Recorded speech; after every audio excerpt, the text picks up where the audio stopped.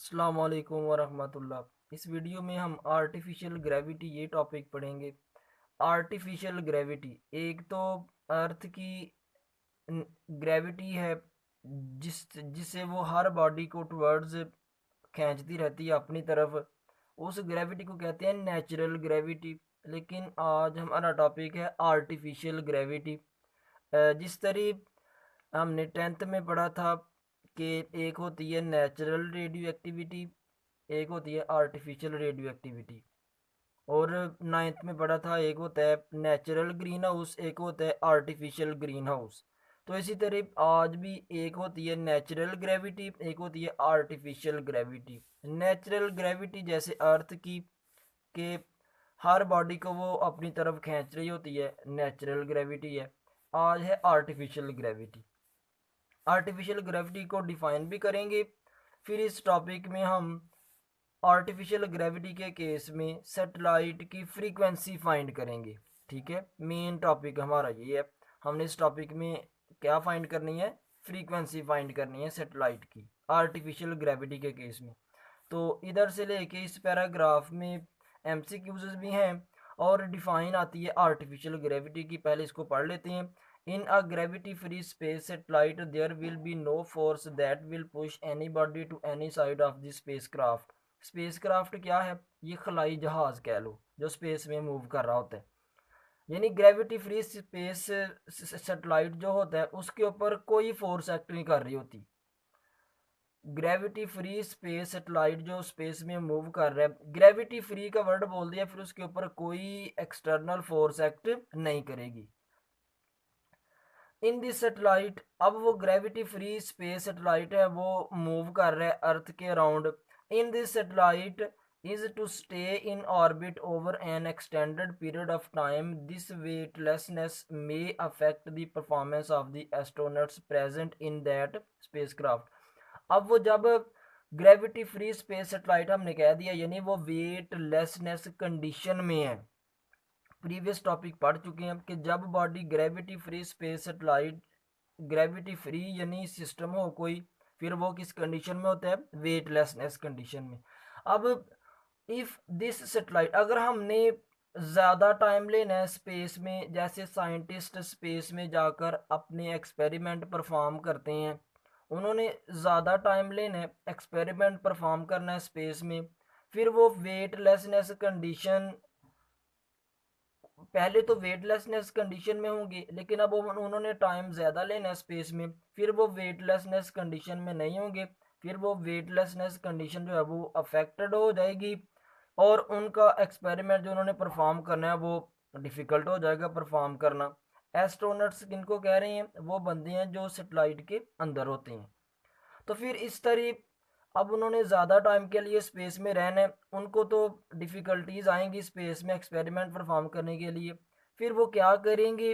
इस डिफ़िकल्टी से बचने के लिए ही वो आर्टिफिशियल ग्रेविटी उधर क्रिएट कर देते हैं और इस तरह वो इजीली अपने एक्सपेरिमेंट परफॉर्म कर लेते हैं। तो आर्टिफिशियल ग्रेविटी का कॉन्सेप्ट समझ आ गया होगा कि ये स्पेस में एक्सपेरिमेंट्स परफॉर्म करने के लिए एक सैटेलाइट अपनी ग्रेविटी खुद क्रिएट करता है, उसको कह रहे हैं artificial gravity. To overcome this difficulty an artificial gravity is created in the spacecraft. ये क्या करती है artificial gravity? This could enable the crew of the space ships to function in an almost normal manner. जितने space ships हैं, space ships भी क्या हैं? खलाई जहाज़ हैं। जितने भी स्पेस शिप्स हैं ऊपर, ये आर्टिफिशियल ग्रेविटी उनको एनेबल करेगी कि वो नॉर्मल मैनर में अपने काम कर सकें। उसके अंदर जितने भी एस्ट्रोनट्स हैं वो इजीली अपने एक्सपेरिमेंट परफॉर्म कर सकें। किससे? आर्टिफिशियल ग्रेविटी क्रिएट करके। For this situation to prevail the spaceship is set into rotation around its own axis. Artificial gravity कैसे क्रिएट करेंगे? क्वेश्चन है, आर्टिफिशियल ग्रेविटी कैसे क्रिएट करेंगे? तो आर्टिफिशियल ग्रेविटी क्रिएट करने के लिए हमें उस स्पेसशिप को अपने एक्सेस के अबाउट रोटेट करवाना होगा। यानी आर्टिफिशियल ग्रेविटी कब अकर होती है, कब क्रिएट होती है? याद रख लें, डेफिनेशन पढ़ेंगे। कब? जब स्पेसशिप को अपने एक्सेस के अबाउट रोटेट करवाएंगे। तो जब आर्टिफिशियल ग्रेविटी क्रिएट हो जाएगी, फिर the astronaut then is pressed towards the outer rim and exerts a force on the floor of the spaceship in much the same way as on the earth। जब इस आखिरी sentence का क्या meaning है, यानी जब आर्टिफिशियल ग्रेविटी क्रिएट हो जाएगी, फिर सैटेलाइट के में जो एस्ट्रोनट्स हैं वो उधर स्पेसशिप में ऐसे ही काम करेंगे जैसे बंदा ज़मीन पे काम करता है, और ज़मीन पे खड़े होकर इजीली बंदा खड़ा हो जाता है, स्टेबल रहता है बंदा, ऐसे नहीं कि बंदा गिर जाता है, नहीं। तो फिर इस तरह ऐसे ही वो एक्सपेरिमेंट परफॉर्म करेंगे स्पेस में एस्ट्रोनट्स कि वो ज़मीन पे हैं। कब वो ऐसे काम करेंगे, जब आर्टिफिशियल ग्रेविटी उन्होंने क्रिएट करना होगी। तो ये पैराग्राफ में आर्टिफिशियल ग्रेविटी की डिफाइन आई है और एमसीक्यूज आए हैं। नेक्स्ट कंसीडर से हमारा लॉन्ग क्वेश्चन शुरू होगा और फ्रीक्वेंसी हम फाइंड करेंगे। अब सैटेलाइट जब ऑन एक्सिस के अबाउट रोटेट करेगा, इसकी फ्रीक्वेंसी भी तो होगी ना, ये नंबर ऑफ वाइब्रेशंस भी तो कंप्लीट करेगा। अब फिर इसकी फ्रीक्वेंसी कितनी फ्रीक्वेंसी रखें तो ये मूव करता है, आर्टिफिशियल ग्रेविटी क्रिएट हो जाती है, कितनी फ्रीक्वेंसी से जब ये मूव करे, वो फ्रीक्वेंसी का फार्मूला हमने इस टॉपिक में फाइंड करना है। ठीक है, तो ये लॉन्ग क्वेश्चन शुरू हो गया। सबसे पहले आपने आर्टिफिशियल ग्रेविटी की डिफाइन राइट करनी है, फिर वो लॉन्ग क्वेश्चन पढ़ते हैं। Gravity produced by rotating a spaceship about its own axis is called artificial gravity. जैसे फिगर में हमने देखा कि ये हमारी अर्थ अगर हो, ये स्पेसशिप है, ये स्पेस क्राफ्ट है, ये अर्थ के अराउंड ऑर्बिटल मोशन भी कर रहा है, ऑर्बिटल मोशन कर रहा है ये अर्थ की ग्रेविटी की वजह से। और जब ये इसको अपने ओन एक्सेस के अबाउट जब रोटेट करवाएंगे, अपने ओन एक्सेस के अबाउट जब इसको रोटेट करवाएंगे, फिर जो ग्रेविटी क्रिएट होगी उसको हम क्या कह रहे हैं, आर्टिफिशियल ग्रेविटी। डिफाइन कर दिया। डिफाइन करने के बाद एमसीक्यूज है, जब कोई भी ऑब्जेक्ट ग्रेविटी फ्री सिस्टम हो, वो किस कंडीशन में होता है, वेटलेस कंडीशन में। अब एक्सप्रेशन देखते हैं फ्रीक्वेंसी का। अब फ्रीक्वेंसी कैलकुलेट करने के लिए हमने एक स्पेसशिप ली है। ये स्पेसशिप ये एक्सेस ऑफ रोटेशन है, इसके अबाउट रोटेट कर रहा है, और इसका आउटर रिम का रेडियस कितना है, आर रेडियस ले लेते हैं। हमने फ्रीक्वेंसी कैलकुलेट करनी है इसकी। शुरू करते हैं। फिगर में क्या है, ये हमारा एक स्पेसशिप, एक खलाई जहाज है, ये अपने ओन एक्सेस के अबाउट, ये इसका ओन एक्सेस है, इसके अबाउट ये रोटेट कर रहा है। इसके आउटर रिम का जो रेडियस है वो हमने कैपिटल आर लिया। अब इस रेडियस की अकॉर्डिंग जब कोई बॉडी ऐसे सर्कल में मूव करे, फिर सेंट्रीपिटल एक्सेलरेशन, सेंट्रीपिटल फोर्स का कॉन्सेप्ट आता है।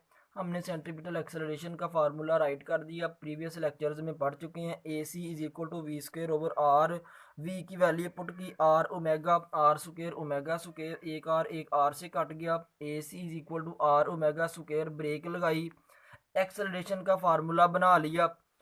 फिर हमें पता है omega is equal to 2 pi over T. इस फार्मूला को चैप्टर 7 में भी पढ़ने हैं, ऑसिलेशंस वाले चैप्टर में।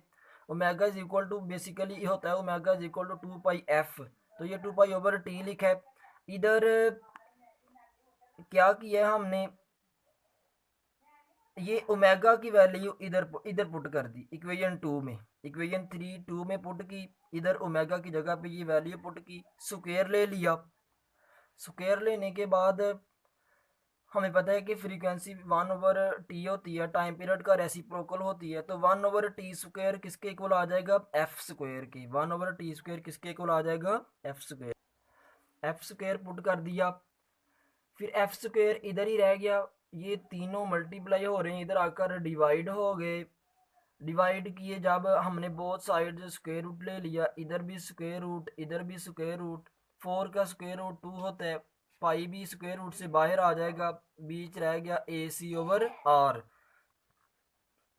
बॉडी हाइट पे है, ग्रेविटी के अगेंस्ट मूव कर रही है, यानी कि ग्रेविटी का कॉन्सेप्ट यूज हो रहा है, तो फिर सेंट्रीपिटल एक्सेलरेशन की जगह पे हम जी यूज करेंगे, ए सी की जगह पे जी पुट कर दिया।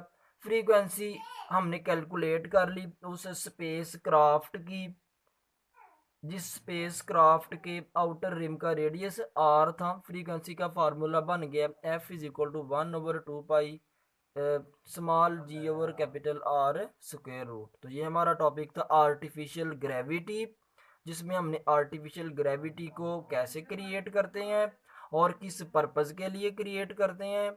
और फिर हमने जब आर्टिफिशियल ग्रेविटी क्रिएट कर दी, फिर सेटेलाइट जब ऑन एक्सिस के अबाउट रोटेट करेगा, फिर उसकी फ्रीक्वेंसी क्या होगी, वो फ्रीक्वेंसी का फार्मूला भी कैलकुलेट कर लिया। अल्लाह हाफिज़।